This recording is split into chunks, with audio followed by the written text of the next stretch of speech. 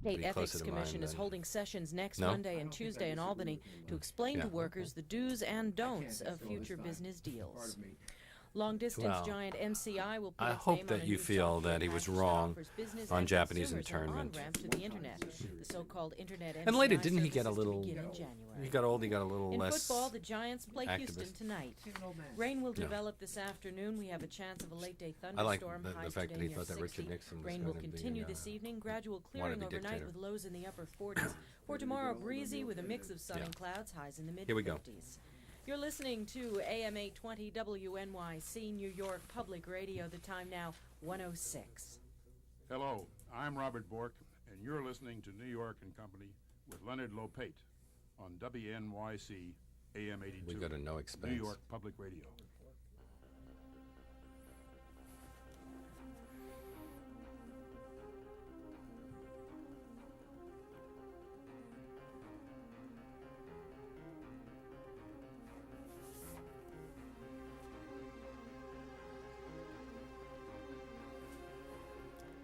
The responses to the Supreme Court nominations of Robert Bork and Clarence Thomas followed mostly partisan lines. But when FDR named Hugo Black to the court in 1937, some of the loudest complaints came from fellow Democrats. Of most concern were rumors that Black had been a member of the Ku Klux Klan. Royal Copeland of New York called the nomination of the senator from Alabama an insult to the nation. But in one of the greatest of all ironies, Black went on to become the court's leading civil libertarian, and according to many scholars, its most influential member for over 30 years. Going even further, his former colleague William Brennan claimed that no justice in our history had a greater impact on our law and our constitutional jurisprudence. Black's arguments are keys to understanding the changes in constitutional interpretation that have transformed our nation for the past half-century, which is why we've invited Roger K. Newman, author of Hugo Black, a biography, to New York and Company. The book is published by Pantheon. Mr. Newman is a research scholar at NYU Law School. Good afternoon. Pleasure to be here. It was pretty clear at the time that he had been a member of the Klan, and yet the Senate vote for him was overwhelming. Why? Was it simply senatorial privilege? Largely, he was a member of the club, one of the most influential and powerful New Deal senators, and no one likes to vote out a colleague unless there's an insurmountable reason to do so.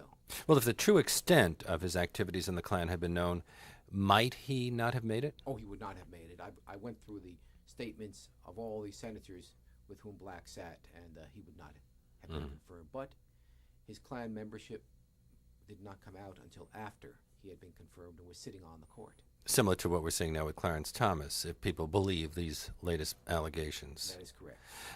But he claimed his membership was simply political expediency. Well, it was. He simply wanted to get elected to office, and the Klan was a vehicle that he had to ride to get elected to whatever office he wanted to, whether it be governor or senator. But didn't he do more than just attend a couple of meetings? Oh, a type A personality like Black's is never enjoys a passive membership in anything. He was an officer of the Klan. He was listed as an officer in Klan letterhead. His was what was called the clad of the Klan. He gave the oath to new members. Mm-hmm. But didn't stay long, a couple of years. A couple of years in which he was quite active, not only giving the oath, but in traveling around the state speaking to Klansmen at different meetings, all in black robes. White robes. White robes, yeah, before the black robes. Well, he had really grown up in a poverty situation, one level above ramshackle house, and in a very small county in Alabama, saw himself as a backwoods guy. What were his ambitions? How had he gotten to this point where he thought that being in the Klan was a good idea? From the time he was a little boy, Hugo Black wanted to be president. He saw each step along the way as simply another rung on the ladder to be climbed. He didn't, when he joined the Klan, he didn't know whether he was going to be run for senator or governor. It was obvious he would run for one of them. Mm-hmm. He joined. At first, he was supposed to run for governor. Then their internal Klan politics decided he should run for senator, for which he was better qualified than for governor. And he joined the Klan for, as I say, just for politics. But he could never rationalize why he joined the Klan. The reasons he gave were self-contradictory. At one point, he said that the rabbi in Birmingham was a member. Another time he intimated that a priest might have been a member. I interviewed Black for 6 hours the year before he died. I asked him about the Klan. He sat back in his chair with his fingers kept together almost as a steeple, and he said, well, maybe it wasn't the best thing in the world to do. Then he leaned forward, put his hands on the table as if for emphasis, and said, but the best people in Alabama were members. To his dying day, he couldn't decide whether it was good or not. And as a senator from Alabama, he voted the way, on the whole, the Klan would have liked. He was an anti-integrationist, or he was pro-segregation. In fact, when he was about to be announced to the Supreme Court, he was leading the opposition to New York State Senator Wagner's anti-lynching bill. He also maintained throughout his life a certain anti-Catholic bias, things of that sort. That was. It was an anti-institutional Catholicism, never dealing with Catholics as individuals. His stance on the anti-lynching bill was meant for home consumption.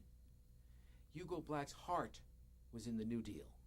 His bill was the first one introduced for a federal minimum wage law, and the bill that we have today has been greatly changed, but that is, in its basics, Hugo Black's law. Mm-hmm. Hugo Black was the first senator, perhaps the first person in public life, to push for health insurance. In 1937, the last bill he introduced in the Senate was for a study of health insurance. He was going to incorporate the results of that study in a bill to be introduced. He had somehow neutralized the opposition of the American Medical Association. This was 1937, 57 years ago. Mm-hmm. Actually, something like what he proposed wound up in the Medicare bill. Yes. But because it was really for people below a certain, with incomes below a certain amount, $3,000. But still, odd that it had gone through then. Who knows what medicine would look like in this country today. Also, Social Security, supported Social Security. Right. So why wasn't there more Republican opposition to his nomination? Black was an easy guy to work with. He listened to you his whole life. He incorporated in a bill or in his comments what you told him. He did not go after people on personal grounds. Mm-hmm. And that sheer agreeability was very important to many Republicans. But he's described as a leftist by writers of the time. And I've never heard a Republican say a nice thing about a leftist. Oh, he was a leftist, but he was a nice guy. Oh, a nice leftist. He's a nice leftist, so they can work with him. So they didn't vote against him for the Supreme Court. Mm-hmm. Then he was a nice guy, but when he made it to the court, he had problems from the start because he forgot that being a nice guy got him things, and he started, he got rather brash, became a dissenter on an awful lot of decisions in a way that rubbed the other justices the wrong way. Well, when he got on the court, almost immediately he started clashing with Justice Felix Frankfurter. Frankfurter was a very smart man. Well, Frankfurter came on after he did. After Black. And within a year or two, they just started to clash continually on intellectual grounds. They just disagreed. They got along very well, but Frankfurter had a different viewpoint of the Constitution than Black. To Black, the Constitution was essentially straightforward. He became gradually a literalist. Frankfurter saw meanings and mirrors within each word, and he tried to balance one word against the next. They tried to understand what the history meant. Black said, well, let's go back and look at the history of that the framers wrote and what was in their minds when they wrote it, and the evils that they were writing to prevent. And Frankfurter said, well, let's look to England and see what's happened since the Constitution was written. And there was a clash. We have two guys both claiming to be strict constructionists, but with very different visions and applying applying that standard in very different ways. But he also had problems because a reporter dug up the proof that he'd been a member of the Klan, and he was in rather shaky ground for a while, wasn't he? He had to go on the radio? He went on the radio. Like a Checkers speech? Almost like Checkers. There was no mink coat. All that there was undeniable proof that he had been a member of the Klan. He admitted his membership, and at the same time, he said the Constitution is the heart of this country, and the Bill of Rights is the heart of the Constitution, and the First Amendment, in turn, is the heart of that Bill of Rights. And I stand wholeheartedly on the First Amendment. And that pretty much mollified his critics, and he said he would never talk about his Klan membership again publicly, and he never did. My guest on New York and Company is Roger K. Newman, a research scholar at New York University School of Law. He has been working for quite a few years on this biography of Hugo Black, spoke to the man himself, and had access to all the papers. As a result, probably has produced the book that will be the standard for a very long time. People may argue over legal matters, but not over most of the facts included here. I know that you really did have a lot of stuff available to you, and do you have any idea of what role FDR wanted him to play on the court? Did he want him to stir things up? Because this is right after the court packing scheme fell apart. Black was appointed to the court simply to ensure that the New Deal could continue and that the judges would not knock down New Deal passed laws. That was the basic reason Black was appointed to the court. All the other matters, enforcing the Bill of Rights, came a little bit later. But at the time, just ensuring the survival of the New Deal was the most important thing on Black's and Roosevelt's mind. President Clinton said he feared polarizing the court if his nominees were seen as too liberal. He said that Ginsburg and Breyer were consensus seekers. Was Black seen in the same way? Well, Black was a master at building a consensus in the Senate and on the court. But he never looked upon himself as a consensus seeker, nor do I think anybody who ever talked about him has looked upon him that way. Black was always trying to advance his specific viewpoint. He liked to tell a story that in the Senate there was a senator who introduced two bills, his own bill and the one he thought that could actually get passed. Black, in effect, tried to do both on the court. He would advance what we might consider far-out views. On the other hand, he would have a fallback position, saying, well, if we can't get that, maybe we can get part of it. And he would bring the stragglers along and then build that into a new consensus and then wait a few more years. And each year he'd go a little bit further. And really wound up, surprisingly, becoming the intellectual center of a court, a man who had 2 years of law school, graduated from high school, but he was a high school dropout. He never went to a teacher punished his sister in a way that he did not think was appropriate, and he complained to the teacher, never again attended that high school. So when he went to the University of Alabama, he wanted to be admitted to the undergraduate college. The president would not let him because he didn't have a high school diploma. So he went right across the street to the law school, which did not require a diploma, and went there. And yet we wind up with a man who brings the court along with him on prayer in the schools, on the right to legal representation, on most of the important legal issues of our time.